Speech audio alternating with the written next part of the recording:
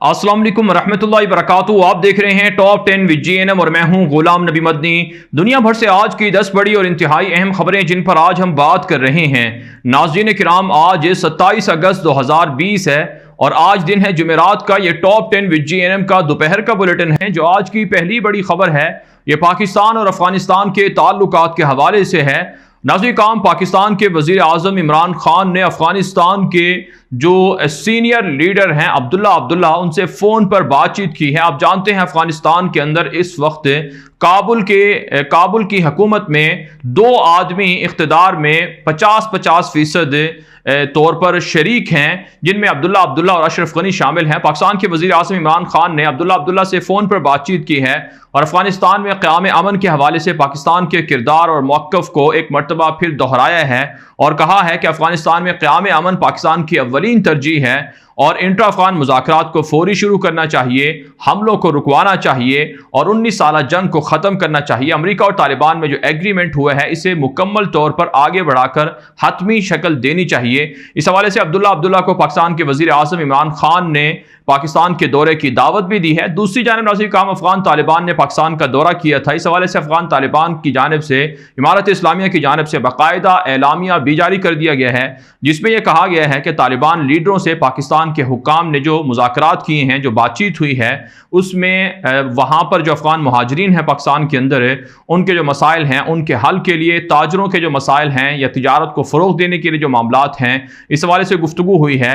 साथ साथ अच्छी खबर यह है कि अफगानिस्तान के जो तलबा हैं या तालिबात हैं जो पाकिस्तान में पढ़ना चाहते हैं उनके लिए स्कॉलरशिप और फ्री जो पाकिस्तान के अंदर तालीम है उसके लिए मौक़े दिए जाएंगे। अफगान तालिबान ने पाकिस्तान हुक्काम का शुक्रिया भी अदा किया है और कहा है कि पाकिस्तान और अफगानिस्तान के ताल्लुकात मुस्बत तरीके से आगे बढ़ रहे हैं और पाकिस्तान का वो शुक्रिया अदा करते हैं। नाज़रीन काम, भारत की साजिश रही है, भारत की प्लानिंग रही है कि अफगान तालिबान को, अफगान अवाम को बहकाया जाए, गुमराह किया जाए और पाकिस्तान के खिलाफ किया जाए। लेकिन अफगान तालिबान, इमारत इस्लामिया, यहाँ तक कि काबुल हुकूमत भी पाकिस्तान के किरदार पर शुक्रिया अदा कर रही है और अफगान अवाम भी चाहती है कि पाकिस्तान अफगानिस्तान के अंदर अच्छा किरदार अदा कर रहा है। भारत वहाँ पर दहशत गर्दों की पनागाहें या हमले या बदअमनी करवाने के लिए दाइश वगैरह और दीगर जो शिद्दत पसंद लोग हैं उनको सपोर्ट करता है। आगे बढ़ लेते हैं काम, जो आज की दूसरी बड़ी खबर है ये मकबूजा कश्मीर से है। नाज़रीन काम, मकबूजा कश्मीर में पुलवामा हमला हुआ था गुज़श्ता साल और पाकिस्तान पर इल्ज़ाम लगाया था भारत की दरिंदा दहशतगर्द मोदी हुकूमत ने कि पाकिस्तान ने पुलवामा हमला करवाया। उसके बाद आपको मालूम है कि फरवरी 2020 के अंदर भारत ने पाकिस्तान में जहाज़ों को घुसाया, जिसे पाकिस्तान की फ़िज़ाइया ने मार गिराया और अभिनंदन को गिरफ्तार कर लिया। इस हवाले से एक चार्जशीट जारी की गई थी गुज़श्ता दिनों भारत की जानिब से। पाकिस्तान के दफ्तर खारजा ने इसे मुस्तरद कर दिया है और कहा है कि पाकिस्तान पर इल्ज़ाम लगाना भारत की घिनौनी साजिश है और भारत की जो पाकिस्तान मुखालफत में प्रोपेगेंडा मुहिम है यह उसी का हिस्सा है। पाकिस्तान का कोई शहरी या पाकिस्तान इस हमले के अंदर मुलव्वस नहीं था। यहाँ तक कि नाज़रीन काम, भारत के अंदर से आवाज़ें उठती रही हैं कि यह हमला मोदी ने खुद करवाया है और भारतीय फौज को मरवाया है। इसके अलावा नाज़रीन काम, मकबूजा कश्मीर से खबर यह सामने आ रही है कि मोदी दहशतगर्द ने आज़ादी के नारे लगाने वाले कश्मीरियों को गिरफ्तार करना शुरू कर दिया है। साथ साथ रात गए LOC पर भारत की जानिब से बिला इश्तियाल फायरिंग का वाक़या पेश आया है, जिसमें पाकिस्तान की जवाबी कार्रवाई के अंदर भारत की 4 चेक पोस्टें तबाह कर दी गई हैं। भारत मुसलसल लाइन ऑफ कंट्रोल की खिलाफ वर्जी कर रहा है, लेकिन जवाबी हमले के अंदर भारत को भारी नुकसान भी उठाना पड़ता है। इसके अलावा नाज़रीन काम, भारत के जो किरदार है मोदी हुकूमत का कश्मीर के अंदर, उस हवाले से फारूक अब्दुल्ला जो मकबूजा कश्मीर के साबिक वज़ीर आला भी रहे हैं, सियासतदान हैं, उन्होंने कहा है कि मोदी ने खुद अपनी कब्र खोद ली है, आलमी मसला बना दिया है, बैनुल अक़वामी मसला बना दिया है कश्मीर को। अब भारत कश्मीर का मुकदमा हार जाएगा और कश्मीर आज़ाद हो जाएगा और पाकिस्तान मुकदमा ये जीत जाएगा। आगे बढ़ लेते हैं काम, जो आज की तीसरी बड़ी खबर है ये चीन और भारत के दरमियान जंग और तनाज़े के हवाले से है। नाज़रीन काम, भारत के वज़ीर ख़ारजा जयशंकर ने बयान दिया है कि 1962 में जो चीन के साथ भारत की लड़ाई हुई थी उससे कहीं ज़्यादा संगीन नौयत का मामला है लद्दाख के अंदर जो इस वक्त चल रहा है। चाइना की जानिब से मुसलसल मिलिट्री बेसिस बनाए जा रहे हैं, वहाँ पर तामीराती काम, बंकर्स जारी हैं, साथ साथ रोड भी बनाए जा रहे हैं। भारत के मातहत इलाकों पर कब्जा किया जा रहा है। जयशंकर ने कहा कि मामलात को मुज़ाकरात के ज़रिए से सुलझाने की कोशिश हो रही है, लेकिन یہ معاملہ انتہائی سیریس ہے اور کسی بھی وقت بڑی جنگ ہو سکتی ہے۔ اس کے علاوہ ناظرین کرام، بھارت کے مشہور اخبار دی پرنٹ نے دعویٰ کیا ہے کہ چین نے بھارت کو افغانستان سے، نیپال سے، بنگلہ دیش سے اور دیگر ملکوں سے نکال دیا ہے۔ ساؤتھ ایشیا کے اندر جو بالادستی کی جنگ ہے وہ چین جیت چکا ہے اور بھارت اس میں ہار چکا ہے۔ آگے بڑھ لے جائیں کام، جو آج کی چوتھی بڑی خبر ہے یہ ناظرین کام ترکی اور فلسطین سے ہے۔ ترکی پر الزام عائد کیا گیا ہے اسرائیل اور امریکہ کی جانب سے کہ انہوں نے حماس کے لیڈروں کو ترکی کے پاسپورٹ جاری کیے ہیں، نیشنلٹی دی ہے۔ غزہ کے جو سیاسی قائدین ہیں، حماس کے لوگ، اس پر ترکی کو شدید تنقید کا نشانہ بنایا جا رہا ہے، جبکہ ترکی نے اسے اندرونی معاملات میں مداخلت قرار دیا ہے۔ ساتھ ساتھ ناظرین کرام، فلسطین کے اندر اسرائیل کی غاصب درندہ فوج کے حملے بھی جاری ہیں۔ غزہ کے اندر رات گئے وحشیانہ بمباری کی گئی ہے اور ساتھ ساتھ ناظرین کرام فلسطینیوں کو گرفتار کرنے کی بھی خبریں سامنے آ رہی ہیں۔ جب سے عربوں نے اسرائیل کو تسلیم کرنا شروع کیے ہیں، تب سے اسرائیل مشرق وسطیٰ اور فلسطینیوں پر حملوں کو تیز کر چکا ہے۔ آگے بڑھ لیتے ہیں کام، جو آج کی پانچویں بڑی خبر ہے یہ سعودی عرب اور ایران سے ہے۔ ناظرین کام، سعودی عرب سے خبر سامنے آ رہی ہے کہ ولی عہد محمد بن سلمان نے کئی جو اہم شخصیات ہیں ان کو گرفتار کرنا شروع کر دیا ہے۔ سابق سعودی انٹیلیجنس آفیسر، ان کے داماد کو اور دیگر شخصیات کو گرفتار کر لیا گیا ہے۔ سعد الجبری نے امریکہ کی عدالت میں محمد بن سلمان کے خلاف مقدمہ بھی دائر کر رکھا ہے۔ سعودی حکومت کا یہ موقف ہے کہ سعد الجبری جو سابق سعودی انٹیلیجنس آفیسر رہے ہیں، شاہی خاندان کے رازوں سے واقف ہیں، وہ 12 ارب ڈالر کی کرپشن میں ملوث ہیں، جبکہ سعد الجبری کا موقف ہے کہ انہیں گرفتار، انہیں قتل کرنے کا منصوبہ تھا، وہ محمد بن نائف کے قریب رہے ہیں، لہٰذا ان کے رشتہ داروں کو، خاندان کے لوگوں کو تنگ کیا جا رہا ہے۔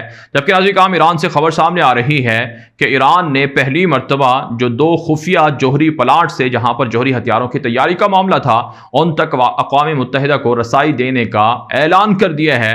کہا جاتا ہے کہ یورپ اور اقوام متحدہ اور دیگر جو طاقتیں ہیں وہ اب ایران پر سے پابندیاں ہٹا رہی ہیں۔ ہو سکتا ہے کہ اسرائیل بھی ایران کے ساتھ تعلقات قائم کر لے۔ امریکی سیکرٹری خارجہ مائک پومپیو نے 2 روز پہلے اس کا اعلان بھی کیا تھا۔ آگے بڑھ لے جائیں کام، جو آج کی چھٹی بڑی خبر ہے یہ ترکی سے ہے۔ ترک صدر رجب طیب اردگان اور امریکی صدر ڈونلڈ ٹرمپ کے درمیان فون پر بات چیت ہوئی ہے اور دونوں رہنماؤں نے شام کے معاملے پر اور بالخصوص بحر متوسط کے اندر یونان، فرانس اور UAE کی جانب سے جو جنگی مشقیں ہیں اور ترکی کی جانب سے جو ڈرلنگ کا معاملہ ہے اس پر گفتگو کی ہے۔ ترک صدر رجب طیب اردگان نے امریکہ کو واضح طور پر بتا دیا ہے کہ بحر متوسط کے اندر ترکی اپنی ملکیت سے اور حق سے دستبردار نہیں ہوگا۔ یورپ کو اور یونان اور فرانس کو سمجھا دیا جائے، ورنہ ترکی اور یونان اور یورپ کے درمیان بڑی جنگ بھی ہو سکتی ہے۔ جبکہ ناظرین کرام، خبر سامنے آ رہی ہے کہ امریکی وفد نے ترکی کا دورہ بھی کیا ہے، ترک حکام سے ملاقاتیں ہوئی ہیں اور اس ملاقات کے اندر شام کے معاملے پر گفتگو کی گئی ہے۔ ترکی شام کے اندر وہاں پر فوجی آپریشن بھی کر رہا ہے، مہاجرین کی واپسی کے لیے کام بھی کر رہا ہے، جبکہ امریکہ وہاں کچھ باغیوں کو سپورٹ کر رہا ہے۔ اس حوالے سے امریکی حکام سے ترکی کے حکام کی ملاقات ہوئی ہے اور امریکہ پر واضح کر دیا ہے ترکی نے کہ وہ شام کے اندر دہشت گردوں کی فنڈنگ سے اور سپورٹ سے اور حمایت سے دستبردار ہو جائے۔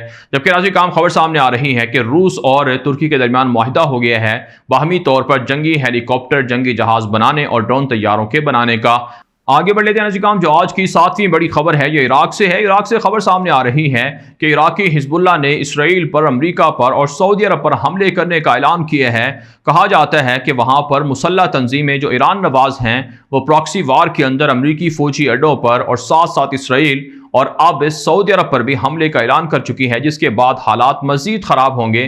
اس کے علاوہ خبر سامنے آ رہی ہے کہ عراقی وزیر اعظم مصطفیٰ کاظمی نے پہلی بار بشار الاسد سے رابطہ کیا ہے، پیغام پہنچایا ہے کہ باہمی تعلقات کو فروغ دیا جائے اور باہمی تجارتی تعلقات، عسکری تعلقات میں اضافہ کیا جائے۔ یہ پہلی مرتبہ ایسا ہو رہا ہے کہ کسی بھی عراقی وزیر اعظم کی جانب سے کافی عرصے کے بعد باقاعدہ رابطہ ہوا ہے۔ اس کے علاوہ ناظرین کرام، خبر سامنے آ رہی ہے کہ عراق کے اندر، شام کے اندر عوام معاشی حالات کی ابتری پر احتجاج کر رہے ہیں، جبکہ واشنگٹن پوسٹ کی جانب سے عراقی وزیر اعظم مصطفیٰ کاظمی کی تعریف کی گئی ہے کہ کرونا وبا کے باوجود وہ عراق کی معیشت کو بحال کرنے کے لیے مصروف ہیں۔ آگے بڑھے ناظرین کرام، جو آج کی 8ویں بڑی خبر ہے یہ شام اور عراق سے ہے۔ ناظرین کرام، خبر سامنے آ رہی ہے کہ شام کے اندر امریکی اور روسی افواج میں جھڑپ ہوئی ہے، جس میں کئی روسی اور امریکی فوجی زخمی ہو گئے ہیں۔ ناظرین کرام، آپ جانتے ہیں شام کے اندر وہاں کے وسائل کو، معدنیات کو لوٹنے کا معاملہ ہے۔ روس بشار الاسد کو سپورٹ کر کے وہاں کے اہم مقامات پر، وسائل پر قبضہ کر چکا ہے، جبکہ امریکہ بھی وہاں پر کرد باغیوں کو سپورٹ کر کے تیل کے کنووں پر قبضہ کرنے کی کوشش کر رہا ہے، ترکی کو گرانے کی کوشش کر رہا ہے۔ اس کے علاوہ ناظرین کرام، خبر سامنے آ رہی ہے کہ ترکی نے الزام لگایا ہے، بلکہ ترکی نے دعویٰ کیا ہے کہ کرد باغیوں کو باقاعدہ امریکہ کی جانب سے سپورٹ کیا جا رہا ہے۔ اس سپورٹ کو بند کیا جائے، ورنہ امریکہ اور ترکی کے تعلقات خراب ہو سکتے ہیں۔ آگے بڑھے ناظرین کرام، جو آج کی 9ویں بڑی خبر ہے یہ مصر سے ہے۔ ناظرین کرام، ڈکٹیٹر عبد الفتاح السیسی مصر میں 2013 سے اقتدار پر قابض ہیں۔ ان کو بددیانتی کرپشن کی وجہ سے عوام نے ہٹانے کا مطالبہ کیا ہے۔ خبر کے مطابق مصری عوام نے مطالبہ کیا ہے کہ ڈکٹیٹر عبد الفتاح السیسی کو فوج ہٹا دے، کیونکہ وہ بغاوت کے اندر، کرپشن، بددیانتی کے اندر ملوث ہیں۔ جبکہ ایک دوسری خبر مصر سے یہ سامنے آ رہی ہے کہ ڈکٹیٹر عبد الفتاح السیسی نے سینٹ کے انتخابات منعقد کروائے۔ 63 ملین لوگ بطور ووٹر رجسٹر ہیں، لیکن ان میں سے محض 9 ملین لوگوں نے ووٹ ڈالے، جن میں سے 1.5 ملین کے قریب لوگوں کے ووٹ تو ریجیکٹ ہو گئے۔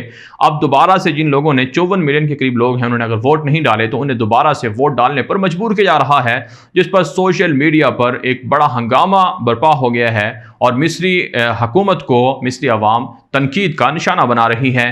آگے بڑھ لیتے ہیں ناظرین کرام، جو آج کی 10ویں بڑی خبر ہے یہ نیوزی لینڈ سے ہے۔ ناظرین کرام، آپ جانتے ہیں نیوزی لینڈ کے اندر گزشتہ سال ایک عیسائی دہشت گرد نے، آسٹریلین نژاد عیسائی دہشت گرد نے مسجد پر حملہ کر کے 51 کے قریب مسلمانوں کو شہید کر دیا تھا۔